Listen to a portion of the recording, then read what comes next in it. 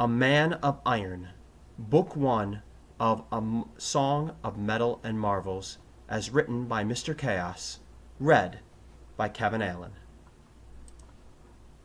Catelyn. Jon Arryn was dead, and King Robert rode to Winterfell. All of Winterfell, from the smallest stable boy to the oldest knight, had put away other issues and tasks and focused on preparing for the royal family's arrival. Food had to be gathered, guest chambers prepped, candles sought out to light the great hall. She had met with Master Luwin at least a dozen times, discussing the different preparations that would need to be made for the royal family.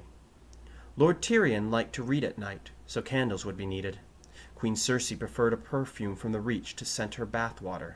The Kingslayer would need at least 6 training dummies that could stand up to his attacks. It was a trying, emotional time, and it was made all the worse for the reason King Robert traveled to the north. Ned had tried his hardest to hide his feelings. Catelyn knew that grief and fear had settled themselves upon his broad shoulders. It was funny to think of her Ned as anything but brave, and she knew that too many in Winterfell thought such an emotion was foreign to him. He was the rock that they all grasped onto and used to balance themselves. Lord Eddard Stark did not tremble with fright. He marched into King Aerys' throne room, not knowing what he would find. It was Ned who had led the charge that saw the Ironborn brought to heel after their failed rebellion. It was he who observed the old ways and swung the sword when delivering the greatest of punishments. There were some in Winterfell that whispered that their lord had purged all negative emotions from his body, unable to comprehend such things as fear and sadness. And yet he felt just as any other man did. He mourned for Lord Arryn, to whom he owed his very life and had been, during those dark times, a second father to him. Ned owed so very much to him. Had the Lord of the Vale simply shipped Ned and Robert to King Aerys in change, the Vale would have been made wealthy and House Stark would be extinct. There were some that claimed that Lord Arryn protected the two in fear that the North and the Stormlands would unite against him for killing their lords, and the Crown would have been happy to place all the blame on them. Ned, though, knew that Jon Arryn had protected him out of both duty and honor. The fear that he felt was from the knowledge that Robert did not travel north merely to share his sorrow with Ned. The hand of the king was dead, and a new one had not yet been appointed, meaning that Robert sought Ned to take the position. They had been inseparable at youth, and Catelyn sometimes wondered if their family would have stayed in King's Landing had Ned merely made it there first and prevented the Lannisters from sacking the city. That event had driven a wedge between the two men, brothers in all but blood, and saw Ned return to the north. But Robert needed a hand, and with age, Catelyn thought, that had driven him to look to the past and old friendships. It was the worst thing that could have happened to her family. Anyone else and Ned would have been able to find some excuse not to go. Robert was his friend, though, and that meant that Ned's sense of honor and loyalty would prevent him from turning the king away, despite how much he wanted to. The fear of what Ned had to deal with, what Robert brought with him, preyed on Catelyn's mind as well, though for different reasons. Twice already Robert had taken her Ned away. The first time he had returned with that damn bastard. The second with Theon, who might as well have been a bastard himself. I am loath to consider just who or what Ned might bring back with him a third time, she thought. Catelyn strove to forget about her own fears and worries by focusing on the tasks that still needed to be completed. Work was a wonderful balm for an aching soul, and the Lady of Winterfell found it hard to focus on what would come of the visit while pouring her energies into prepping for it. She had just gotten done inspecting the chambers that would house Prince Joffrey when Ned came upon her, a small scroll clutched in his fist. "What is it?" Catelyn asked. "Has something delayed the king?" "Is he not coming?" she thought, knowing better than to voice those words. Ned merely shook his head, jaw stiff and set. "No." It isn't from the king. He ran his fingers through his long, dark hair, clearly agitated. It's from Anthony. He comes to Winterfell. Catelyn looked at her husband in disbelief. Now? We must send a raven back to him. Let him know that that isn't possible. The king... The king is the reason he is coming, Ned groaned. He wishes to speak with him and sees this as a chance to see us once more. Catelyn pursed her lips. Of course. Never mind that we will be entertaining the king, his family, the queen's brothers, members of the court. Now we will have Antony and his household to put up with. She shook her head in frustration. Does that arrogant man ever think of others? Ned clearly did not like the prospect of Antony arriving at the same time as the king. I could send a raven. Tell him that we cannot house him. Catelyn looked at Ned, shoulders slumped. She knew he would do it, if she begged. But it would bring shame upon him and his house to be so rude to family. You know you can't do that. He most likely already sent a raven to the king informing him of his arrival. Knowing Anthony, he worded it so Robert thinks we suggested the idea, Catelyn thought to herself. No, we will just have to make do. At least it's a small group, Ned stated. If we are lucky, no more than a handful. He's a handful by himself. Catelyn let out a huff of air.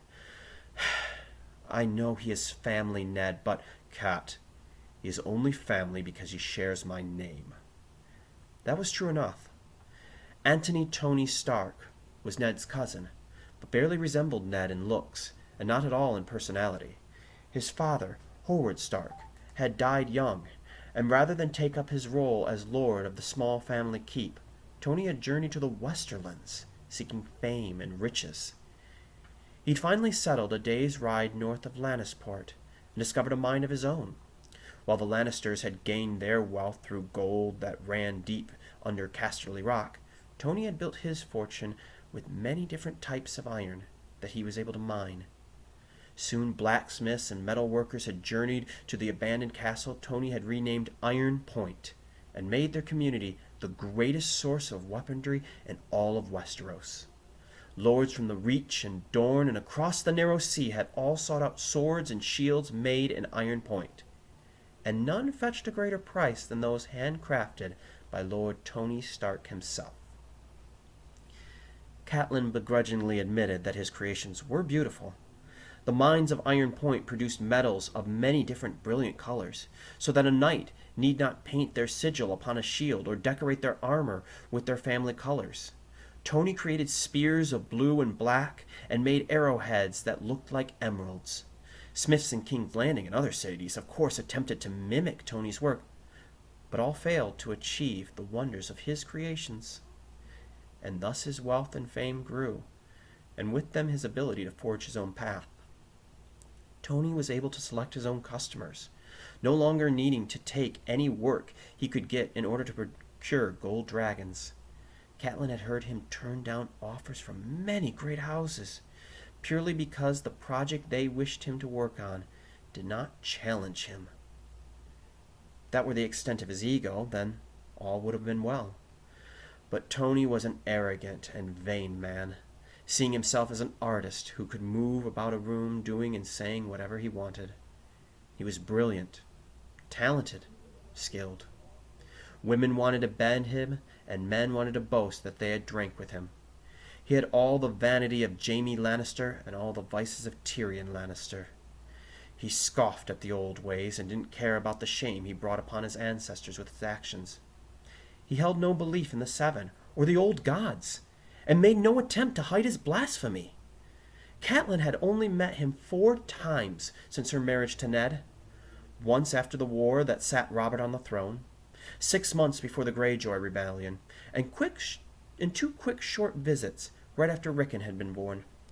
Each time Catelyn had found the charm of Tony was famous for did not work upon her, and he appeared little more than a braying donkey demanding attention. A donkey would at least be useful, she thought. Ned gathered her in his arms and held her close, his calloused hands running along her back. Hopefully it will be a short visit. He only said that he wanted to come while the king was here. He might have an appointment at the wall and won't tarry. Catelyn doubted that. Ned hadn't needed to sell weapons to the Night's Watch since he was 28. Perhaps, she murmured. Perhaps we'll get lucky, and the Lannisters and Antony will be at each other's throats and leave us be, Ned said with a rare smile. Catelyn chuckled at that. The seven be willing. Arya. I still don't see why we have to stand out here. Sansa glared down at her little sister. Unlike Arya, who was shifting from foot to foot, kicking at clumps of mud and forever twisting her head this way and that, Sansa was the example of a perfect lord's daughter. Her back was straight, her head held high. It is proper. Would you have Cousin Antony arrive to find all of Winterfell empty and his arrival unannounced? The king and queen aren't even out here, Arya said with a huff, crossing her arms over her chest. They get to stay inside. They are the king and queen. Cousin Antony is only a lord, not even a warden like father. Sansa reached over and yanked on Arya's arms. And stop doing that! A proper lady does not cross her arms. Arya narrowed her eyes, nose flared slightly. She hated how Sansa acted, like she was her mother, and could belittle her and order her about. She didn't understand why the world believed that just because someone was older than her, that made them smarter. Her father and mother were smart, of course, and so was Robb and Jon. But not all adults were intelligent. Hodor could only say his own name, and Arya thought her Septa was a fool, prattling on about useless things like knitting and weaving. Sansa was even worse, acting at times like she was still 4 years old, playing pretend. Her head was filled with clouds and dreams of brave knights that would sweep her off her feet. Arya was quite happy to do her own sweeping. Arya stubbornly kept her arms crossed. Touch me again and I'll bite you, she hissed, low enough that no one else could hear her. Mother, Sansa hissed, utterly scandalized. Sansa, shh, her mother shushed. Lord Antony is arriving, but Sansa, not now. Arya smirked to herself. The battle had gone to her. She glanced out of the corner of her eye at Sansa, who looked fit to be tied, and brought her arms to her sides, adopting a long look of serene bliss. Sansa gaped at her before setting her jaw and staring ahead, her fingers clenching open and shut. The youngest Stark girl put all thoughts of her sister out of her mind, and focused on the arrival of Lord Antony Stark and his host. She'd only been 5 when Lord Antony had visited last, and Arya did not have many memories of that visit. Still, she knew plenty about him, and wanted desperately to meet him, and see if he lived up to all the whispered rumors the servants passed amongst each other. They said that Lord Antony was a rogue and a scoundrel, and not at all like the Lord of Winterfell, which made Arya feel a connection to him. She didn't feel like a proper Stark, and wondered if, as a boy, Antony had felt separated from the things as she did. The first of the men to arrive was Hogun on his great stallion. He was only a head shorter than Hodor, but just as thick and strong as the gentle giant, though his face was grim, and heavy brow forever furrowed. He slid out of his saddle, heavy boots sinking into the mud of the main courtyard. Why do they call him Happy? Bran whispered. He doesn't look happy to me. It's a joke, Arya stated, rolling her eyes, like calling a fat man tiny or a tall man little. She watched as Hogun strode forward, looking about Winterfell as if he expected an attack to be launched at them. She'd heard Hogun had been a sellsword before Lord Antony had employed him to be his sword and shield, and that the man was forever looking out for danger. They say he never smiles, and looks upon everyone as a potential threat. Once Hogun was sure that all was okay, he lifted his banner that he had been carrying and waved it in the air, signaling for the rest of the riders to enter. Disgraceful, someone muttered behind Arya. The young girl understood why some in Winterfell were upset. While Lord Antony used the direwolf as his sigil, his was the coloring of red and gold, making it look more fit for a Lannister than a Stark. Jon said that Antony was honoring both his family and the house that allowed him to make his fortune, for it had been Lord Tywin who had given him permission to open the mines of Iron Point. but it appeared that there were those in Winterfell who viewed such actions as a slap in the face of Arya's father. With Hogan's signal, Antony's group began to ride in. Arya grinned when she spotted Sir Jaime Rhodes, the commander of Lord Antony's soldiers. He was tall, lean, a dark-skinned man who hailed from across the narrow sea. Arya had heard all manner of stories about him, such as that he was a former horse lord who had pledged himself to Lord Antony, or that he was a disgraced member of the Second Sons trying to regain his honor. All Arya knew was that his deep blue vest, coat, and pants, and his white shirt made him an impressive sight. He got off his steed and stroked his neck, turning enough to allow Arya to see the sword slung on his back. He wore 2 more short swords, one in each hip, but one of the servants had told Arya that Sir Jaime Rhodes preferred his soldier's sword to do his work. Another murmur rose up as Maester Jarvis was the next to arrive. It was almost unheard of for a maester to leave the castle he had been assigned to, but then again, if half the things Arya had heard about the seemingly sweet-looking old man were true, the Maester Jarvis was far from being a normal maester. One of the cooks had told her that Jarvis had nearly lost his chain for studying the deeper magics. He was one of the few maesters in Westeros to have a ring of Valyrian steel, and he was forever seeking out old tomes and forgotten scrolls in search of new magics. A covered wagon rolled forward, similar to the one that carried the Queen and the young prince and princess, and from it emerged Lord Antony's wife, Lady Virginia Stark. Arya had heard that she was beautiful, and a few of the servants had compared her to Lady Sansa. Arya begrudgingly admitted they were right. This Lady Stark was tall and lithe, with red hair that hung down to her shoulder blades and wide, bright eyes.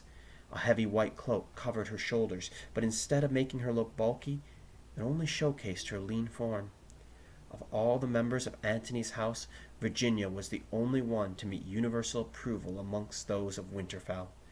She looked exactly like how a lady of House Stark should be. The last to ride in was Lord Antony Stark himself, sitting gallantly upon his stallion. Looking upon her father's cousin, Arya quickly came to the conclusion that Lord Antony looked like a blend of Stark and Lannister, which she supposed helped him fit in better in the Westerlands. He had the dark hair of the Starks, but his frame was lean, and he wasn't overly tall like Arya's father. His movements were fluid like the Kingslayer's, but his face resembled Jon's greatly, to the fact that one could have thought them father and son. Lord Antony wore his beard very short, and so neatly trimmed, Arya wondered if he shaved every few hours. He wore dark clothing and a black fur cloak, but there were hints of red that peeked out from the dark material. A sword was strapped to his side, though it was nowhere near the size of her father's sword, let alone the great sword Ice. "Ned!" Antony called out, swinging out of his saddle gracefully. He took a moment to adjust the short jacket he wore before strolling forward, looking about the courtyard with a smirk on his face. He strolled over as he moved his head and his hands about, as if he were afraid to stop for even one moment lest he turned to stone. "You know, I'm always telling myself that I am going to remember every detail of Winterfell, but when I get here, I find that my memory is completely faulty. Guess there are some things that can't be remembered and only can be experienced." Arya was surprised by the way Antony spoke. It wasn't the slow, careful way her father conversed, like he was weighing every word to ensure that he did not waste a single letter. Lord Antony's speech was fast and energetic, words falling off his tongue at a pace that made it hard for one to follow the conversation if they weren't dedicated their attention upon Lord Antony. The Lord of Iron Point shook Ned's hand and turned to Catelyn. "I see you're still with this gloomy grump. I'd have thought you'd have run off to Winterfell by now. I kid. It's good to see you, Cat." Antony kissed Catelyn's hand, ignoring the frown that graced the Lady of Winterfell's features. "Antony," she said coolly. "Really, Antony? Really? No Tony or Tone or T? Really that upset about the joke? Sorry, I forget I can be, He snapped his fingers towards the dark night. "Rhodey, what word am I looking for?" "Asshole," Sir Rhodes replied. No, that's not the one I was looking for, but it fits. Anyway, ignore me for most of the times. You'll find you live yourself longer and you give yourself less wrinkles from frowning at my jests. Like a whirlwind, Antony was already moving on to Robb, leaving Catelyn fuming and Arya doing her best not to giggle. "Oh, look at you. Last time I saw you, Robb, I could pick you up and put you on a high cabinet. Studying well? Learning how to be a lord and be all gloomy and boring?" Robb looked like he couldn't decide if he should scowl or laugh, and Antony clapped him on the shoulder. "Still have a lot to learn, I see. The cold hasn't frozen your sense of humor yet. Now then, who is missing?" He raised his hand up, placing it near Robb's head, then drew it to the left, just over Sansa's head. "Nope, sorry, beautiful, you aren't next. Looking for someone a little bit less girly. Where is Jon Stark?" "Snow," Catelyn bit out, trembling in outrage. "Jon Snow." Sir Roderick and a few other citizens of Winterfell grumbled under their breath, disgusted by the dishonor Lord Antony showed the Lady Stark by bringing up the bastard and daring to put him on at the same level as her children. Antony, however, didn't pay them any heed. See, that's what I never got. Why the goofy last names for bastards? Snow, sand, water, storm. Half of Westeros is made up of bastards, and personally, and this is just me speaking, I would think it's smart not to piss them off by, I don't know, giving them different last names and treating them like crap because their father's stuck in a strange woman. They might decide one day they are sick of being insulted for something that isn't even their fault, and they might rise up and revolt. Kind of ass backwards thinking not to play nice with them and all that, but what do I know? I'm not a warden. I'm just a rich genius who cares about others. No offense, Ned. Now then, where is Jon? "I'm here, Lord Stark," Jon said, stepping forward. "Him too?" He turned to his wife, who merely smiled at his annoyance. "Okay, I'm convinced that there is something in the air around here, something that makes all of you formal and grouchy. Pepper, try breathing through a rag or something, okay?" "Tony," she said with a smile, though her tone was as icy as the wall, "be nice." Antony rolled his eyes and turned his attention back to Jon. "You look well." He patted him on the shoulders, much as he had Robb. He then leaned in close, and Arya strained to hear his words. "Next time I come, you tell them that I want you standing right at the head of the line. The world is always going to want to shove you down, but that is not the excuse that is going to along with it. You fight back like a direwolf, and you let them know you are better than them." Jon merely nodded at that, and Antony smiled, though only Arya noticed the quick glance he sent her mother's way. There was a story that, and she wanted to know more. Arya tuned out the pleasant words Antony shared with Sansa, knowing they were all about her beauty and her grace and how she was a fine young lady. Instead, she mulled over the man himself, found that her opinion of him was most assuredly the opposite of her mother's. Antony was brash and rude and quick to jest. He was not the stern northern lord her father was, nor like her elder brother aspired to be. But Arya was fine with that, because she herself wasn't like the rest of her family either. "And why are you smiling?" Antony asked, looking down at her. "Thinking about all the rumors you heard about me? Wondering if they're all true? Most of them are. Except for that one with the pig in the dress. I'll have you know it was a cow." "I heard it was a horse," Arya said with a smirk. "Arya!" Catelyn snapped. "Someone from Winterfell who hasn't lost their sense of humor," Antony said with a laugh. "Wonderful! You're sitting next to me at dinner tonight." Arya's face broke out with a wide grin, and she could hear Sansa letting little tut-tuts of disbelief. She chanced to peek at the rest of her family and saw Robb and Jon were both fighting back laughter, while her father did his best to keep her mother from pouncing on Antony and throwing him out of their home with her bare hands. "I think your mother doesn't like me," Antony said with a wink before looking right at Catelyn. "Her and Jon. The three of us can sup with the king. It will make for some wonderful conversation." Sansa nearly fainted at that, and Antony's wife let out a long-suffering sigh. Arya, meanwhile, quickly decided that Antony was her new favorite relative.